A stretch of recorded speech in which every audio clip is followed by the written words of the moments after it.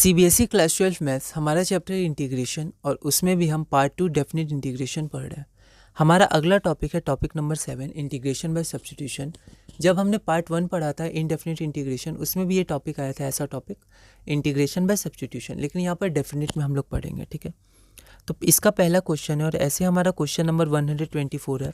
Evaluate integration of x into e to the power x square from 0 to 1 times dx। या question foreign 2014 में 1 mark आया था।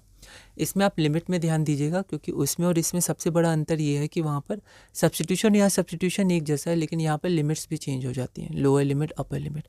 एक बार आप इस क्वेश्चन को ट्राई करिए, फिर हम इसे सॉल्व करते हैं।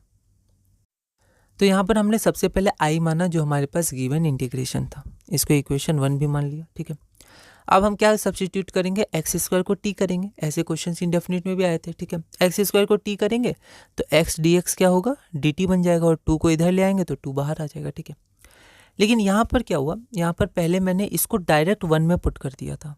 ठीक है, ऐसे ही तो करते थे ना इंडेफिनिट में, एक्स स्क्वायर को यहाँ पुट कर दिया तो ई टू द पावर टी और यहाँ पर डी टी बाई 2 पुट कर दिया। ठीक है, पर फिर ध्यान आया कि इनडेफिनिट में ऐसा करते थे, डेफिनिट में भी तो ये लिमिट्स भी चेंज हो जाएंगी क्योंकि यहाँ हमारा वेरिएबल चेंज हो गया। तो फिर मैंने यहाँ पर थोड़ा सा स्पेस था तो यहाँ पर लिखने की कोशिश की, लेकिन फिर लगा स्पेस ज़्यादा है नहीं तो मुझे पूरा कैंसिल करना पड़ा। ठीक है, तो आप अभी गलती हुई, ठीक है, कोई दिक्कत नहीं, अच्छा है, हमें अब ध्यान रहेगा। अब जब आप नोट्स रिवाइज करिए तो अपनी इस गलती को भी रखिएगा, ठीक है, साथ में, ताकि आपके नोट्स में फिर आपको लगेगा अच्छा यहाँ गलती हुई है, अब नहीं होगी। तो आप ध्यान रखना है सब्स्टिट्यूशन में लिमिट्स भी चेंज होती है। ठीक है, तो यहाँ गलती हुई, कोई दिक्कत नहीं है। Indefinite integration substitution change the limits to, limits भी चेंज होती है। आगे चलते हैं, है ना, आप ध्यान रखिएगा। लोअर लिमिट हमारी क्या थी, तो देखिए लोअर लिमिट हमारी 0 थी, पर कब 0 थी, जब x था वेरिएबल। अब वेरिएबल क्या है हमारा, t है, तो एक्स स्क्वायर बराबर टी। तो जो हमने सब्स्टिट्यूट किया इसके अनुसार लिमिट्स चेंज होंगी। कैसे, तो t क्या हो जाएगा, जब x 0 हो जाएगा तो 0 का स्क्वायर तो t 0 हो जाएगा, x 0 तो t 0। फिर हमारा क्या था, अपर लिमिट 1 था, तो x की वैल्यू क्या होगी, 1 होगी। तो जैसे ही x की वैल्यू 1 होगी तो t हो जाएगा 1 का स्क्वायर बराबर 1। तो यहाँ पर x और t की वैल्यूज़ या लिमिट्स सेम आई हैं, पर अगर मान लीजिए यहाँ रहता t is equal to x square plus 1, तो जब x 0 रहता तो t 1 होता, जब x 1 होता तो t 2 होता। तो ऐसे करके हमें सॉल्व करना है। अब हम पुट करेंगे इक्वेशन 1 में, तो यहाँ पर ये अंदर का तो चेंज होगा जैसे हमारा इनडेफिनिट में होता था, पर अब यहाँ पर लिमिट्स भी आपकी चेंज होगी, मतलब चेंज नहीं होगी इस क्वेश्चन में, पर आगे देखेंगे चेंज होगी। तो अब जो हम लोग 0 और 1 लिखेंगे ना, ये 1 x जैसे ही है, पर ये है t का। ठीक है, e to the power t into d t by 2 1/2। तो यहाँ पर e to the power t का हो जाएगा e to the power t 0 से 1, तो पहले हम लोग 1 पुट करेंगे फिर हम लोग 0 पुट करेंगे, तो e to the power 1 minus e to the power 0, e to power 0 1 हो जाएगा, तो हाफ e माइनस 1 जो हमारा रिक्वायर्ड आंसर है। अगला क्वेश्चन है question number 125। Evaluate integration of x divided by x square plus 1 times dx from 2 to 4। यह question all India 2014 में 1 मार्क का आया था। एक बार आप इस क्वेश्चन को ट्राई करिए, फिर हम इसे सॉल्व करते हैं। तो यहाँ पर हम लोग क्या करेंगे, तो सबसे पहले तो इंटीग्रेशन को हमने आई मान लेंगे जो इंटीग्रेशन दिया हुआ है।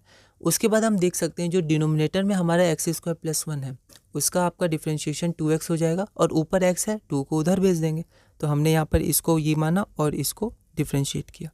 अगर ये क्वेश्चन इनडेफिनिट का होता तो डायरेक्ट इन दोनों वैल्यूज़ को यहाँ पुट कर देते, पर ये क्वेश्चन डेफिनिट का है, तो हम लोग क्या करेंगे, हम लोग लिमिट्स को भी चेंज करेंगे। अब यहाँ देखिए, यहाँ पर x की वैल्यू 2 है लोअर लिमिट और x की वैल्यू 4 है अपर लिमिट। तो यहाँ लोअर लिमिट हमारी क्या होगी, जब x बराबर 2 है तो t की वैल्यू क्या हो जाएगी, तो ये सब्स्टिट्यूशन था, t is equal to x square plus 1। तो x की वैल्यू 2 है तो x की जगह आप 2 रखिए, तो 2 square plus 1 is equal to 5, और यहाँ अपर लिमिट क्या है हमारे पास 4 है। ठीक है, तो यहाँ पर आप t is equal to x square plus 1 में x की वैल्यू 4 रख लीजिए प्लस 1, 2 का स्क्वायर 4 प्लस 1 5, 4 का स्क्वायर 16 प्लस 1 17। तो यहाँ देखिए यहाँ लिमिट्स चेंज हो गई। जब x 2 है आपके पास, तो जब आपके पास x की वैल्यू 2 है तो यहाँ पर पुटिंग दिस वैल्यूज इन 1। ठीक है, अब हम लोग 1 में पुट करेंगे लोअर लिमिट अपर लिमिट और जो हमारा इंटीग्रेंड था इसको। ठीक है, तो देखिए यहाँ पर आपका आ जाएगा डी टी बाई 2t, है ना, फ्रॉम 5 to 17। अब 2 हमारा बाहर आ जाएगा 1/2। ठीक है, डी टी बाई टी, तो डी टी बाई टी हमारा हो गया log mod T from 5 to 17। T की जगह 17 पुट करेंगे पहले, फिर माइनस के संग 5 पुट करेंगे, तो यहाँ पर प्रॉपर्टी अप्लाई करेंगे तो डिवाइड हो जाएगा, तो 1/2 log 17/5 जो हमारा रिक्वायर्ड आंसर है। ठीक है, यहाँ पर क्या होता है, जैसे वहाँ पर हम लोग टी की वैल्यू फिर एक्स में पुट करते थे, लेकिन यहाँ पर ऐसा नहीं है, क्योंकि यहाँ हम लोग डायरेक्ट वैल्यूज़ पुट कर देंगे। ठीक है, इसलिए हमें पहले चेंज करना होगा, है ना। इंटीग्रेशन में जब हम लोग इंडेफिनिट कर रहे थे तो वहाँ पर जो टी था हमारा, बाद में हम लोग इंटीग्रेशन निकाल के टी की वैल्यू पुट करते थे एक्स के टर्म्स में, क्योंकि टी हमने माना है। पर यहाँ पर ऐसा नहीं है, क्योंकि टी हमारा जब वैल्यूज़ पुट करेंगे तो हमारे डायरेक्ट नंबर्स आएंगे, टी नहीं आएगा, है ना। तो एक ये भी डिफरेंस होता है इसमें। तो पहला मेन डिफरेंस क्या होता है, ये होता है कि हम लोग लोअर और अपर लिमिट को चेंज करते हैं। ठीक है, और ये तो अपने आप आ जाएगा आपका। ठीक है, टी हट जाएगा अपने आप। ठीक है, बस आपको ये ध्यान देना है। अगला क्वेश्चन है question number 126, evaluate integration of dx by x log x from e to e square. यह क्वेश्चन ऑल इंडिया 2014 में 1 मार्क का आया था। एक बार आप इसे ट्राई करिए, फिर हम लोग आगे बढ़ते हैं। तो इस क्वेश्चन को आप ट्राई करिएगा, अगली वीडियो में हम इसे सॉल्व करेंगे।